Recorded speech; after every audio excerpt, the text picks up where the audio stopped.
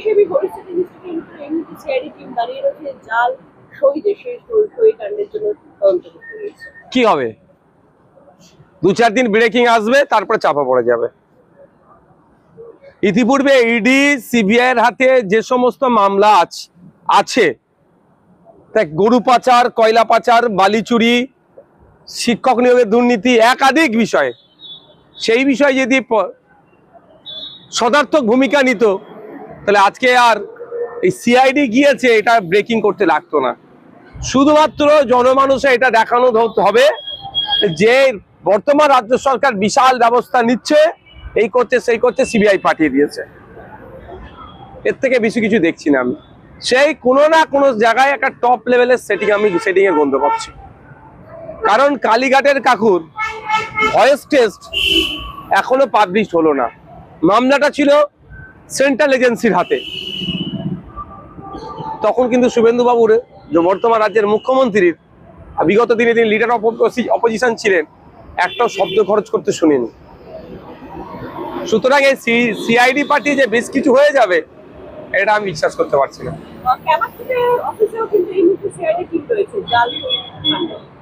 যা সরাবার অলরেডি সরিয়ে নিয়েছে, যেগুলো আটাবার হাঁটিয়ে নিয়েছে, এখন সিআইডি গিয়েও ফাঁকা ময়দান পাবে, ফাঁকা অফিস পাবে, এর থেকে কিছু বেশি কিছু পাবেন।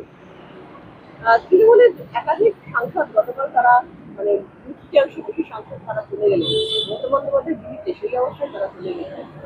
দেখুন, তৃণমূল কংগ্রেস যে পাপটা করেছে সে পাপের ভাগিদারি তাদেরকে এখন হতে হবে, পাপের অভিশাপটা পড়ছে।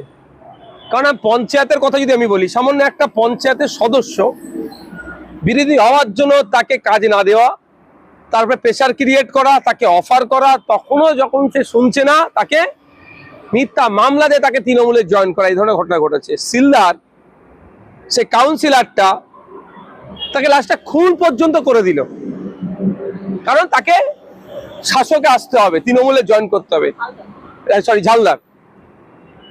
তো আজকে সেই দিন দেখতে হচ্ছে তৃণমূলকে তাদের সুপ্রিমোর নির্দেশ তারা মানছে না, মানে কি পাপ করেছিল এখন সেটা ফল ভুগতে হচ্ছে। তবে যারা ছেড়ে যাচ্ছেন সাধারণ মানুষ কিন্তু আপনাদেরকে ক্ষমা করবে না। বিজেপিকে যেভাবে বকলমে সহযোগিতা করছে দেখছিলাম, বিভিন্ন চ্যালেঞ্জ চালাচ্ছে যে আজকের ডেটে 300-র অধিক বিজেপির এমপি হয়ে যাচ্ছে, মানে বকলমে তাহলে বিজেপিকে যারা সাপোর্ট করছে ধর্মনিরপেক্ষ মানুষের ভোট নিয়ে, সে মুর্শিদাবাদের 3 এমপি থেকে শুরু করে, ঘাটাল থেকে শুরু করে, মথুরাপুর থেকে শুরু করে রাজ্যের বিভিন্ন প্রান্তের ধর্মনিরপেক্ষ ভোট নিয়ে বিজেপিকে আটকানোর জন্য যারা ভোট দিয়েছিল, সেই ভোটে জিতার পরেও যারা বিজেপিকে সহযোগিতা করছে, মানুষ কিন্তু ক্ষমা করবে না। এর জবাব গণতান্ত্রিক প্রক্রিয়ায় মানুষ দেবে।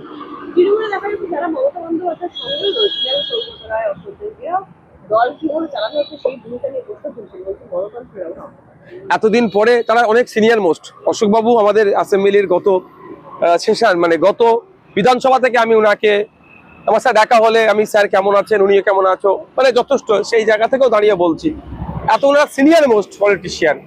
এখন মনে পড়ছে এগুলো একটা সরকার পরিবর্তন হয়ে যাবার পরে? ওনাদের তো 17তম বিধানসভা যখন চলছিল তখন কথা বলা দরকার ছিল অন্তত, যে এইভাবে চলতে পারা যায় না, দলে গঠন তো গণতন্ত্র নয়। যেই সরকারের বিপর্যয় হয়েছে সব অভিষেক বাবু মমতা ব্যানার্জি দোষ হয়ে গেছে বলে এড়িয়ে গেলে হয় না। আপনারা চুপ ছিলেন, আপনাদেরকেও তাহলে দোষ আপনাদের ঘাড়েও বর্তায়।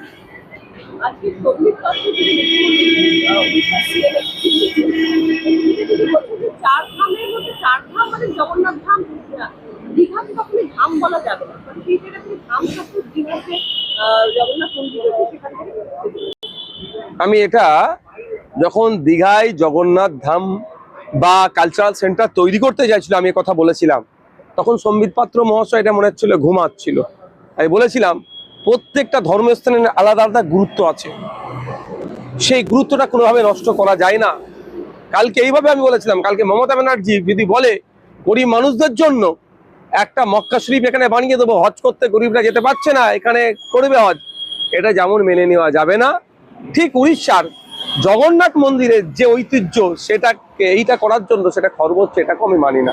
মানে এটা বন্ধ করা দরকার। আমি অনেক আগে বলেছিলাম বিষয়, এখন দেখার বিষয় সেটা কি হয়। বিজেপি সাংসদ জ্যোতির্ময় সিং মাহাতো তিনি বলছেন যে মাদ্রাসায় মোল্লা তৈরি হয়, মাদ্রাসা রাখা যাবে না, মাদ্রাসা বন্ধ করে ওনার মাদ্রাসা সম্পর্কে জ্ঞান নাই। যদি মাদ্রাসায় মোল্লা তৈরি করে, যদি ওনার ভাষাই বলছি, মাদ্রাসায় প্রায় 40 থেকে 40% অ্যাভাব নন মুসলিম টিচার আছে, 18 to 20% নন মুসলিম স্টুডেন্টস আছে, কি বলবেন উনি? ভেসে থাকতে হবে খবরে। জ্যোতির্ময় সিং মাহাতো সাহেবকে ভেসে থাকতে হবে খবরে, এই জন্য অবাঞ্ছিত কথা বলছে।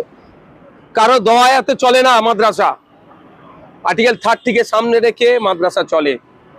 সুতরাং আমি অনুরোধ করব, এই মাদ্রাসা সম্পর্কে বাজে মন্তব্য করার আগে আপনারা 2-4 বার ভাববেন, ইতিহাস দেখবেন, ঠাকুর বাড়ির ইতিহাস। একটা সময় তাকে শিক্ষা প্রতিষ্ঠানে পড়তে দেওয়া হয়নি, সে মাদ্রাসা থেকে তিনি শিক্ষা অর্জন করেছিলেন।